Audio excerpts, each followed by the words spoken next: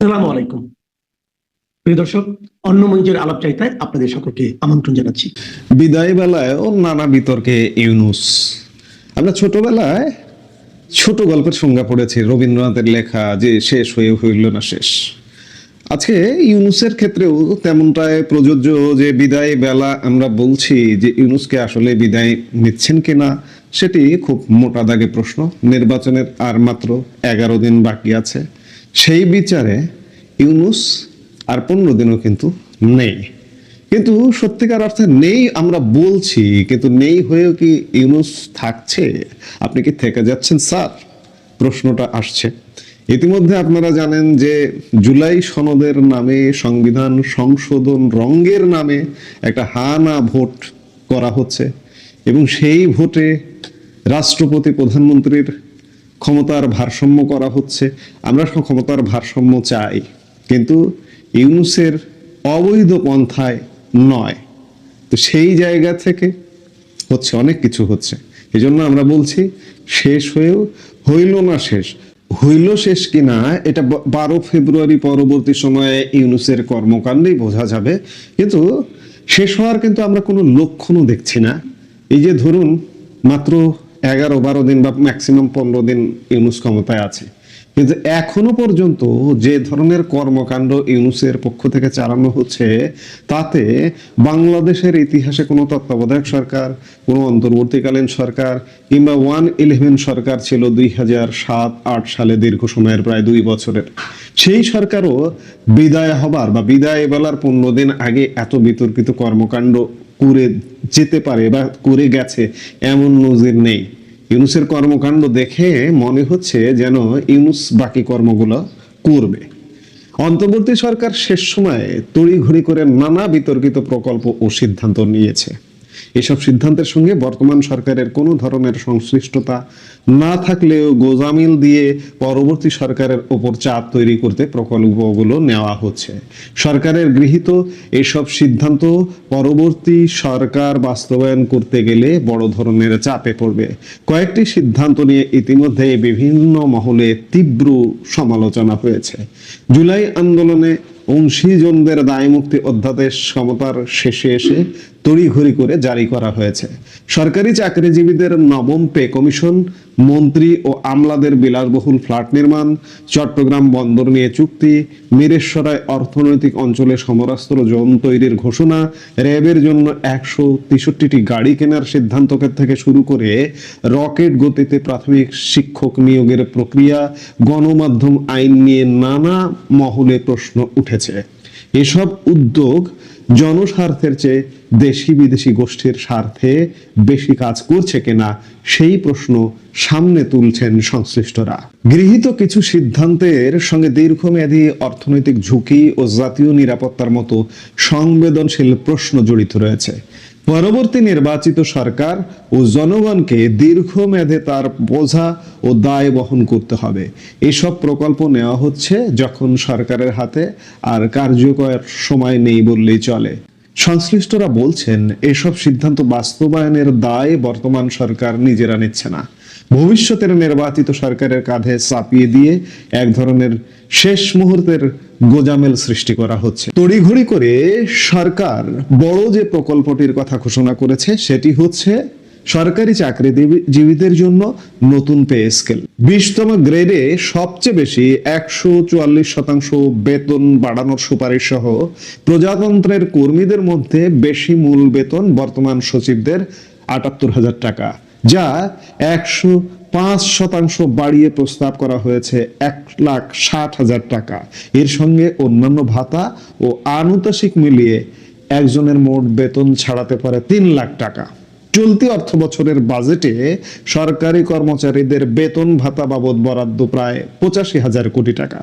তবে কমিশনের নতুন সুপারিশ বাস্তবায়ন হলে এ খাতে খরচ বাড়বে আরো প্রায় 1 লাখ কোটি টাকা। ইতিমধ্যে সরকারি কর্মচারীদের বেতন বাবদ আমাদের মোট বাজেটের 10% বেশি বরাদ্দ আছে। এর সঙ্গে নতুন যে সুপারিশকৃত বেতন যদি যুক্ত করতে হয় তাহলে আরো 1 লক্ষ কোটি টাকা যাবে, অর্থাৎ মোট বাজেটের 20% বেশি বেতন ভাতা দিতেই যাবে। বলা হচ্ছে পরবর্তী সরকার এই বেতন কাঠামো বাস্তবায়ন করবে। সরকারের বর্তমান নীতি নির্ধারকরা জানিয়েছেন, সরকারি চাকরিজীবীদের নতুন পে স্কেল বাস্তবায়ন বিষয়ে পে কমিশনের প্রতিবেদন কেবল গ্রহণ করা হয়েছে। এটি বাস্তবায়নের কোনো সিদ্ধান্ত বর্তমান অন্তর্বর্তী সরকার নেয়নি। বর্তমান সরকারের মেয়াদ মাত্র 15 দিনের মতো আছে। এই সময়ে এ বিষয়ে কোনো পদক্ষেপ নেবে না সরকার। কিন্তু কি হলো, সরকার আগামী যে সরকারটি, সেই সরকারটির উপরে একটা চাপ তৈরি করে গেল। জুলাই গণ অভ্যুত্থান চলাকালে রাজনৈতিক প্রতিরোধমূলক কর্মকাণ্ডে অংশগ্রহণকারীদের ফৌজদারি দায়মুক্তি এবং আইনি সুরক্ষা দিয়ে অধ্যাদেশ জারি করা হয়েছে। 25 জানুয়ারি প্রকাশিত এক গেজেটে এ অধ্যাদেশ জারি করা হয়। গেজেটে বলা হয়, বাংলাদেশের ছাত্র জনতা 2024 সালের জুলাই ও আগস্টে ফ্যাসিস্ট সরকারের পতন ঘটানোর মাধ্যমে গণতন্ত্র, মানবাধিকার ও আইনের শাসন প্রতিষ্ঠার লক্ষ্যে একটি সর্বাত্মক গণ অভ্যুত্থানে অংশগ্রহণ করে, যা পরবর্তীতে জুলাই গণ অভ্যুত্থান হিসেবে স্বীকৃতি পায়। এই দায় মুক্তির গেজেট ক্ষমতার শেষ মুহূর্তে এসে কেন প্রকাশ করা হলো, সেটি নিয়েও নানান আইনি জটিলতার কথা বলছেন অনেকে। পরবর্তী সরকারের জন্য বোঝা হিসেবে চিহ্নিত হতে পারে বলে অনেকে মনে করছেন। 17 মাসের মধ্যে এ অধ্যাদেশ না করে এখন শেষ সময়ে তড়িঘড়ি করে গেজেট জারি করা হয়েছে। আইনবিদরা বলছেন, যেভাবে দ্রুততার সঙ্গে এই গেজেট জারি করা হয়েছে, পরবর্তীতে আইনগত অনেক অসঙ্গতি ও সংকট তৈরি করতে পারে। মন্ত্রীদের জন্য 9030 বর্গ ফুটের ফ্ল্যাট বানাবে সরকার। ঢাকার মন্ত্রীপাড়ায় 3টি ভবন নির্মাণের উদ্যোগ নিয়েছে সরকার। এসব ভবনে 72টি ফ্ল্যাট, যার আয়তন হবে 8500 থেকে 9300 বর্গ ফুট। এজন্য নেওয়া হচ্ছে 786 কোটি টাকার একটি প্রকল্প। নতুন 3 ভবন হবে বেইলি রোড ও মিন্টো রোডে। নতুন প্রকল্পে মন্ত্রী, প্রতিমন্ত্রী, উপমন্ত্রী এবং সাংবিধানিক সংস্থার প্রধান সহ সরকারের গুরুত্বপূর্ণ ব্যক্তিদের আবাসনের ব্যবস্থার কথা বলা হয়েছে।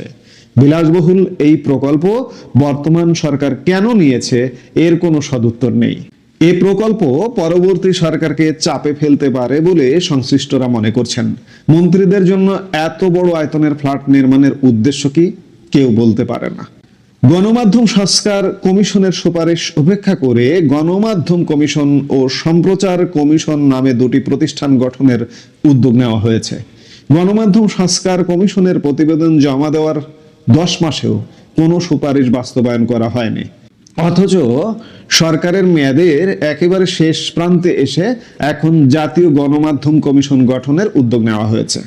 সংবাদ মাধ্যমের স্বাধীনতা ও সাংবাদিকদের সুরক্ষা নিশ্চিত করার লক্ষ্যে তথ্য ও সম্প্রচার মন্ত্রণালয় জাতীয় গণমাধ্যম কমিশন অধ্যাদেশ 2026-এর একটি খসড়া তৈরি করেছে।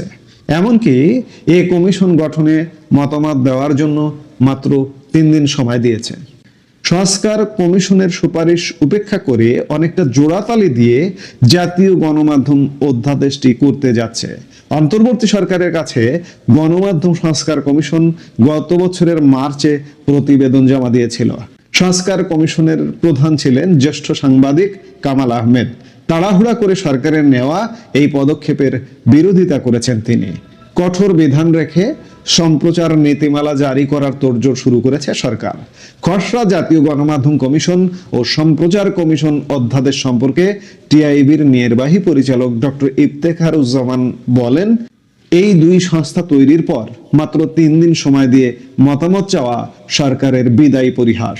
প্রস্তাবিত কমিশন গঠন ও স্ট্যাটাস কমিশনারদের পদমর্যাদা ও কর্মক্ষমতা, প্রশাসনিক ও আর্থিক ব্যবস্থাপনা সহ সব ক্ষেত্রে সম্পূর্ণভাবে আমলাতন্ত্রের কর্তৃত্বাধীন 2টি প্রতিষ্ঠান গঠনের প্রস্তাব করা হয়েছে।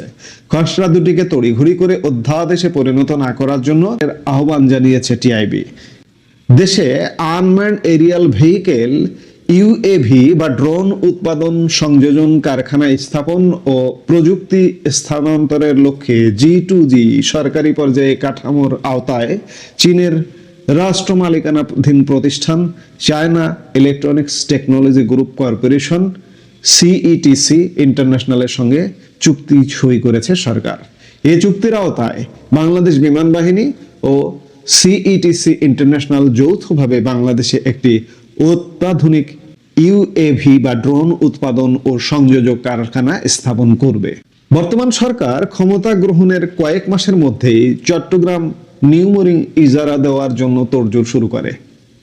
এই প্রেক্ষাপটে চট্টগ্রামে শ্রমিকদের আন্দোলনের কারণে সরকার কিছুটা পিছিয়ে আসে। তবে 1 ফেব্রুয়ারি নিউমেরিং কন্টেইনার টার্মিনাল এনসিটি দুবাই ভিত্তিক ডিপি ওয়ার্ল্ডকে ইজারা দেওয়ার চুক্তি করা হবে বলে ঘোষণা দিয়েছে সরকার, অর্থাৎ আজকে। এর মধ্যে আদালতে এই চুক্তির বিরোধিতা করে রিট করা হয়। সেই রিটের পরিপ্রেক্ষিতে উচ্চ আদালত সরকারের করা চুক্তি বৈধ বলে রায় দিয়েছেন। এখন সরকার তড়িঘড়ি করছে দ্রুততম সময়ের মধ্যেই চুক্তি সই করার জন্য। যে কোনো সময় ইজারা দেওয়ার জন্য এই চুক্তি স্বাক্ষর হতে যাচ্ছে। আজকে হবার কথা, চুক্তি স্বাক্ষর হয়ে যেতে পারে। 13 দিন 15 দিন পর ইউনূস নিচ্ছেন বিদায়, আর দেশ কার সাথে কাজ করবে, কার সাথে ব্যবসা করবে সেই চুক্তি করে যাচ্ছেন। তাহলে বুঝুন যে কতটা ষড়যন্ত্র আছে পেছনে। শেষ সময়ে ইউনূস 45,000 কোটি টাকার প্রকল্প অনুমোদন করে গেল। জাতীয় অর্থনৈতিক পরিষদ নির্বাহী কমিটির একনেক সভায় 45,191 কোটি 27 লাখ টাকা ব্যয় সংবলিত 25টি প্রকল্প অনুমোদন দেওয়া হয়েছে।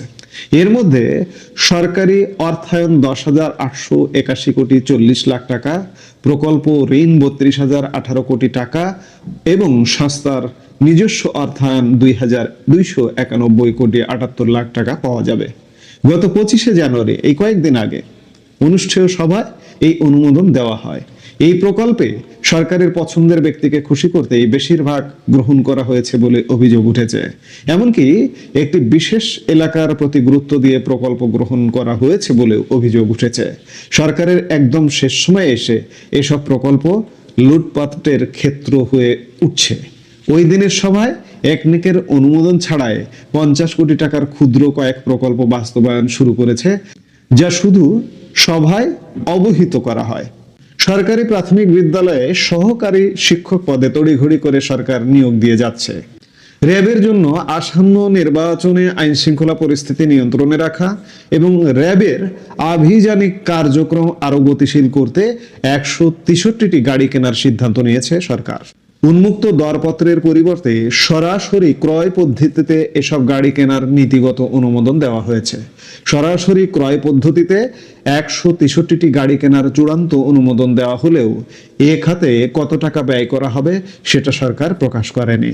সরকারি ক্রয় সংক্রান্ত উপদেষ্টা পরিষদ চলতি অর্থ বছরের জন্য সিঙ্গাপুর ভিত্তিক প্রতিষ্ঠান Aramco trading Singapore PT limited থেকে স্বল্পমেয়াদে 5টি এলএনজি কার্গো আমদানির সিদ্ধান্ত নিয়েছে। দেশের স্বার্থ বিরোধী শত শত প্রকল্প সরকার ইতিমধ্যে নিয়েছে। সরকার চলে যাচ্ছে, মরে যাচ্ছি, তারপরেও মনে হয় যেন আমি বেঁচে থাকছি। এই অবস্থা নিয়ে সরকার একের পর এক দেশের জন্য আত্মঘাতী প্রকল্প নিয়েছে। এগুলো আসলে কারা নিচ্ছে? সরকারের যে উপদেষ্টা পরিষদ আছেন কয়েকজন, 23 জনের মতো, তারা তাদের আগ্রহী নিচ্ছেন। তারা তো বলতে পারতেন না যে আমরা তো চলে যাচ্ছি, এখন আমরা এগুলো প্রকল্প নিয়ে কাজ করতে পারবো না, বা বিদায় বেলায় এগুলো করব না। এগুলো কি আমলারা নিচ্ছেন? আমলারা যদি নিয়েও থাকেন, ওই যে আমি বললাম যে উপদেষ্টা পরিষদ নাকচ করে দিতে পারতো, কিন্তু উপদেষ্টা পরিষদ সেগুলোকে অনুমোদন দিয়ে যাচ্ছে কেন? এখানে কি উপদেষ্টা পরিষদের স্বার্থ আছে? মোটা লেনদেন আছে? আর্থিক বা অন্য কোনো নিরাপদ এক্সিট, নিরাপদে অর্থ কড়ি নিয়ে বিদেশে গিয়ে আরাম আয়েশে জীবনযাপন করা যায়, এই স্বার্থ কি আমলাদের দ্বারা আছে? বা এই যে এখনকার যে রাজনৈতিক শক্তি আছে তাদের দ্বারা আছে যে আপনারা এগুলো সব করে দিয়ে যান, আমরা আপনাদের প্রয়োজনীয় অর্থকড়ি সহ বিদেশে নিরাপদ জীবনযাপন বা নিরাপদ বসবাসের বন্দোবস্ত করে দেব, এই শর্তে এগুলো করে দিয়ে যান। এই শর্তে কি এগুলো করে দিয়ে যাচ্ছে? হয়তোবা তাই। আমরা সত্যিকার অর্থে এই মুহূর্তে এক অসহায় বাংলাদেশ। আপনি একজন বিবেকবান মানুষ, আপনি বলুন যে কোন যুক্তিতে আজকে 1 তারিখ 1 ফেব্রুয়ারি আপনি চট্টগ্রামের নিউমোরিং কন্টেইনার টার্মিনাল আপনি সাইন করার কে? আপনি 15 দিন পরে চলে যাচ্ছেন এবং আপনি তো দেশের আসলে কোনো দায়িত্বশীল কেউ নয়। এই যে এতগুলো এই যে সরকারি কর্মচারীদের পে স্কেল বা বেতন বাড়িয়ে দিলেন, এর দায় কে নেবে? পরবর্তী সরকার অর্থাভাবে যদি এটি বাস্তবায়ন করতে না পারে, এর দায় কি আপনি নেবেন? আপনি তো নেবেন না, আপনি তো থাকবেন না, আপনি বিদেশে পালিয়ে যাবেন। আওয়ামী লীগ বিদায় হয়ে গেছে, ভালো কথা, কিন্তু বিদায়ের বিনিময়ে আমরা তো একটা ভালো কিছু চাইবো, কিন্তু ভালোর চেয়ে শতগুণ খারাপ হয়ে গেছে। আমাদের জন্য এটা একটা আত্মঘাতী সরকার হয়ে গেছে। এখন দেখার বিষয় যে সামনে আমাদের আরো কত সাফার করতে হয়। এই মুহূর্তে আসসালামু আলাইকুম। আগামী 12ই ফেব্রুয়ারি নির্বাচনটি হচ্ছে কি হচ্ছে না, এরকম একটি নিশ্চয়তা কিংবা অনিশ্চয়তার মাঝামাঝি সময়ে এসে নতুন করে আরও একটি গুঞ্জন ছড়িয়ে পড়েছে যে নতুন তত্ত্বাবধায়ক সরকারই নাকি আসছে এবং সেই সরকারের অধীনেই এই নির্বাচন অনুষ্ঠিত হবে। এটি কতটা গুঞ্জন, কতটা গুজব, কিভাবে এটি ছড়ালো সে বিষয়ে আমি আসছি। যদি 12ই ফেব্রুয়ারির নির্বাচনটি সত্যিই অনুষ্ঠিত হয়, নিঃসন্দেহে এটি ঐতিহাসিক নির্বাচন হবে। আমাদের নোবেল বিজয়ী অধ্যাপক প্রধান উপদেষ্টা ডক্টর মোহাম্মদ ইউনূসের ভাষ্য অনুযায়ী নিঃসন্দেহে এটি ঐতিহাসিক নির্বাচন। কেমন, কোন দিক থেকে?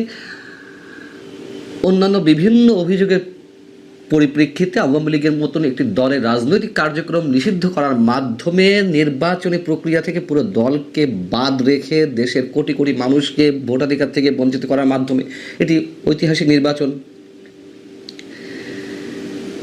ভোটারদের এই নির্বাচনে আসতে বাধ্য করা বিভিন্ন ভয়ভীতির মাধ্যমে, না এলে তাদেরকে আওয়ামী লীগ হিসেবে চিহ্নিত করে পরবর্তীতে তুমুল শাস্তির মুখোমুখি করা হবে, এমন একটি আশঙ্কা অনেকের মাঝেই কাজ করছে এবং এই বিষয়টি তো আল জাজিরার প্রতিবেদনে উঠে এসেছে। একই সঙ্গে একই দিনে জাতীয় নির্বাচন এবং গণভোট, সেদিক থেকেও এটি নিঃসন্দেহে ঐতিহাসিক নির্বাচন। এবং সেই গণভোটে আবার সরকারি কর্মকর্তাদেরকে জনগণের করের টাকা খরচের মাধ্যমে হ্যাঁ ভোটের পক্ষে প্রচারণায় বাধ্য করা। এই নির্বাচনের পরে এই সরকার আরও 6 মাস কন্টিনিউ করবে কিনা, তার মধ্য দিয়ে আরও কী কী ডিজাইন আসে সেসব নিয়ে মানুষের মধ্যে তুমুল একটা শঙ্কা, অনেক ধরনের প্রশ্ন। একটা অনিরপেক্ষ অন্তর্বর্তী সরকার কীভাবে তুমুলভাবে নিরপেক্ষহীনভাবে নিরপেক্ষহীনতার সঙ্গে কাজ করা, এসবের দিক থেকে অবশ্যই এই নির্বাচনটি হবে একটি ঐতিহাসিক নির্বাচন। এবং একই সঙ্গে নির্বাচনের নির্ধারিত তারিখের 11 দিন আগে, মাত্র 11 দিন আগেও মানুষের মধ্যে শঙ্কা জাগে যে এই নির্বাচন হচ্ছে কি না, হলে কিভাবে হচ্ছে। এই যখন অবস্থা, নিঃসন্দেহে এটি ঐতিহাসিক নির্বাচন। এবার বলি যে এসবের মাঝে নতুন করে একটি গুঞ্জন ছড়িয়ে পড়েছে যে ইউনূস সরকার আর থাকছে না, তত্ত্বাবধায়ক সরকার আসছে, সেই সরকারের অধীনেই নির্বাচন অনুষ্ঠিত হবে। তত্ত্বাবধায়ক সরকার যদি সত্যিই আসে তাহলে সেই নির্বাচনটি কবে, কিভাবে হবে, সেসব বিষয় সামাজিক যোগাযোগ মাধ্যমে এরই মধ্যে ছড়িয়ে পড়েছে। শোনা যাচ্ছে কেউ কেউ বলছেন যে এটি দেশের অথবা দেশের বাইরের কোনো বিশেষ গোয়েন্দা সংস্থার প্রতিবেদন। আমরা জানি না। এটা তো সত্য কথা যে এমন আলোচনা তো গত দীর্ঘদিন ধরে আছেই যে আইন শৃঙ্খলা পরিস্থিতির চরম অবনতি হলে বা চরম অবনতি ঘটনার মাধ্যমে নির্বাচন পিছিয়ে দেওয়ার একটা ষড়যন্ত্র থাকতে পারে, অথবা একেবারে শেষ মুহূর্তে জামাত নির্বাচন থেকে সরে দাঁড়াতে পারে বা নির্বাচন বয়কট করতে পারে যদি কিনা দেখে যে তারা কোনো ধরনের সুবিধা করতে পারছে না, ক্ষমতা আসছে না, ইলেকশন ইঞ্জিনিয়ারিং ঘটানো যাচ্ছে না। এরকম তো আলোচনা আছেই মানুষের মুখে মুখে। এখন শোনা যাচ্ছে যে শুধু জামাত নির্বাচন বয়কট করার বিষয়টি নয়, বিএনপিও নির্বাচন বয়কট করতে পারে। সামাজিক যোগাযোগ মাধ্যমে যে বিষয়গুলো ছড়িয়ে পড়েছে, বিশেষ করে গোয়েন্দা সংস্থার কথিত প্রতিবেদন হিসেবে বলা হচ্ছে যে ফেব্রুয়ারি 7-8 তারিখের দিকেই বিএনপি নির্বাচন বয়কট করতে পারে। ইউনূস সরকারের অধীনে কোনো ধরনের নির্বাচনে বিএনপি অংশগ্রহণ করবে না। যদি তেমনটি ঘটে তাহলে তো আর কোনো উপায় নেই। এবং বিএনপি যদি ধারণা করে যে এই সরকার, যেহেতু অনেকেই বলেন যে কোনোভাবে চাই জামাত এবং এনসিপি ক্ষমতায় নিয়ে আসতে, তার কিছুটা সিমটম তো মানুষ পেয়েছে গত কয়েকদিন আগে আন্তর্জাতিক প্রভাবশালী গণমাধ্যম ওয়াশিংটন পোস্টের একটি প্রতিবেদনের মাধ্যমে। সেখানে বলা হয়েছে বা একটি অডিও প্রকাশ করা হয়েছে, মার্কিন দূতাবাসের একজন মার্কিন কূটনীতিক তিনি স্পষ্ট বলেছেন যে জামাতকে ক্ষমতায় দেখতে চায় যুক্তরাষ্ট্র। এটি তো আর কারোর অজানা নয় এই রিপোর্টটির বিষয়ে। এবং এটিও আমরা জানি যে এই ধরনের মানসিকতা ভারতের অন্যতম একটি বাংলা দৈনিক এই সময়ে আরও মাস 3 থেকে 3.5 মাস আগে একই ধরনের রিপোর্ট বেরিয়েছিল। সেখানে অডিও রেকর্ডের কথা বলা হয়নি, তবে মার্কিন এক কূটনীতিকের দৃষ্টিতে তারা জামাতকে ক্ষমতায় চায় 5টি কারণে, সেখানে কারণগুলো উল্লেখ করা হয়েছিল। যাই হোক, এখন কথিত ওই প্রতিবেদনে বলা হচ্ছে, যেটি সামাজিক যোগাযোগ মাধ্যমে নানানভাবে ছড়িয়েছে, বলা হচ্ছে যে তত্ত্বাবধায়ক সরকার ফিরে আসবে 10-11 তারিখের মধ্যে। নতুন তত্ত্বাবধায়ক সরকার শপথ নেবে, ইউনূস সরকারের বিদায় ঘণ্টা তার আগেই বেজে যাবে। এবং নির্বাচন কবে অনুষ্ঠিত হবে? নির্বাচনটি অনুষ্ঠিত হবে আগামী 30শে জুন। সেই নির্বাচনে আওয়ামী লীগ অংশগ্রহণ করবে। এবং ভারতীয় সাংবাদিকরাও তো জানিয়েছেন যে এখনও আওয়ামী লীগকে অংশগ্রহণ বিষয়ে ভারত নানানভাবে কৌশল অবলম্বন করে যাচ্ছে। তাদের বক্তব্য হচ্ছে ভারতের এই ধরনের তৎপরতা বা যে কোনো দেশের তৎপরতা বা কূটনৈতিক তৎপরতা কোনোটি ওপেন চলে, কোনোটি গোপনে চলে। এটা তো সত্য কথা। শুরু থেকেই তো বলে আসছি যে ইউনূস সরকারের অধীনে কোনো সুষ্ঠু নির্বাচন সম্ভব নয় এখনও। এটা স্পষ্ট আমার বক্তব্য, আমি মনে করি। এবং এ কথাও আমি বলে আসছিলাম যে বিএনপির উচিত যে একটা নিরপেক্ষ অন্তর্বর্তী সরকার হোক বা তত্ত্বাবধায়ক সরকার হোক, সেই সরকারের দাবি করা এবং তার অধীনে নির্বাচনে যাওয়া। এবং বিএনপি বারবার ফাঁদে পা ফেলতে যাচ্ছে কিনা, ফাঁদে পড়ছে কিনা, এই প্রশ্নটা শুধু আমার না, অসংখ্য মানুষের, অসংখ্য সুবুদ্ধি সম্পন্ন মানুষের। তো বিএনপি কেন এই সরকারের অধীনে নির্বাচন চাচ্ছিল? যে নতুন তত্ত্বাবধায়ক হবে, আবার কে আসবে না আসবে, মাঝখান থেকে কী হয়, সেটি ভাবতে গিয়ে যদি তার আম ছালা দুটিই যায়, তাহলে বিএনপি তখন আর কী করবে? যদি সত্যি বুঝতে পারে যে নির্বাচনে কিছু ঘটতে যাচ্ছে। ওয়াশিংটন পোস্টের এই খবরটি তো একেবারে উড়িয়ে দেওয়ার মতো নয় যে ইলেকশন হলেও সেখানে ইঞ্জিনিয়ারিং ঘটবে কিনা। এখন তত্ত্বাবধায়ক কীভাবে ফিরে আসতে পারে? এটিও আগে আপনাদেরকে বলেছি যে সর্বোচ্চ আদালতের রায়ের মাধ্যমে তত্ত্বাবধায়ক ব্যবস্থা তো অটোমেটিক্যালি সংবিধানে সংযোজিত হয়েছে। এখন এটি কবে থেকে কার্যকর হবে সেটি ছিল প্রশ্ন। কার প্রশ্ন ছিল? প্রধান বিচারপতির। তৎকালীন প্রধান বিচারপতি সৈয়দ রিফাত আহমেদ এ সংক্রান্ত রিটের শুনানির সময় বলেছিলেন যে তত্ত্বাবধায়ক সরকার যদি ফিরে আসে তবে কবে থেকে তা কার্যকর হবে, এই প্রশ্নটি তিনি করেছিলেন। তত্ত্বাবধায়ক ফিরে আনার বিষয়ে যে রায়, সে রায়ে কিন্তু বলা হয়নি যে কবে থেকে হবে। চতুর্দশ নির্বাচন থেকে তত্ত্বাবধায়ক ব্যবস্থা কার্যকর হবে এমন একটি নির্দেশনা বা পর্যবেক্ষণ দেওয়া হয়েছে, এটা কিন্তু রায় নয়। তো তত্ত্বাবধায়কও সংবিধানে সন্নিবেশিত বা সংযোজিত হয়ে গেছে অটোমেটিক্যালি। এখন সবাই মিলে নির্বাচনের স্টেক হোল্ডারদের অধিকাংশ যদি মনে করে যে না, তত্ত্বাবধায়কের অধীনেই নির্বাচন অনুষ্ঠিত হতে হবে, তাহলে তো কোনো বাধা থাকে না।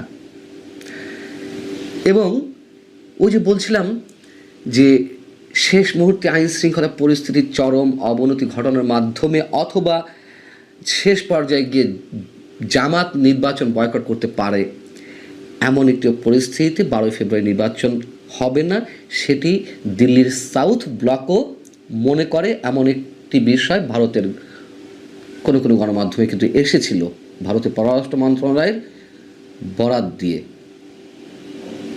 আমরা জানি না যে এটি ছড়িয়েছে এর বাস্তবতা কতখানি, আসলেই কোনো গোয়েন্দা সংস্থার প্রতিবেদন কিনা, বিশেষ কোনো গোয়েন্দা সংস্থার প্রতিবেদন কিনা। তবে বাস্তবতা এটি, এখনো পর্যন্ত মাত্র 10 থেকে 11 দিন আগে এসেও মানুষ নির্বাচন হবে কিনা এই প্রশ্নের সাথে সাথে বোঝা যায় যে এটি কী ধরনের নির্বাচন হবে যদি হয়।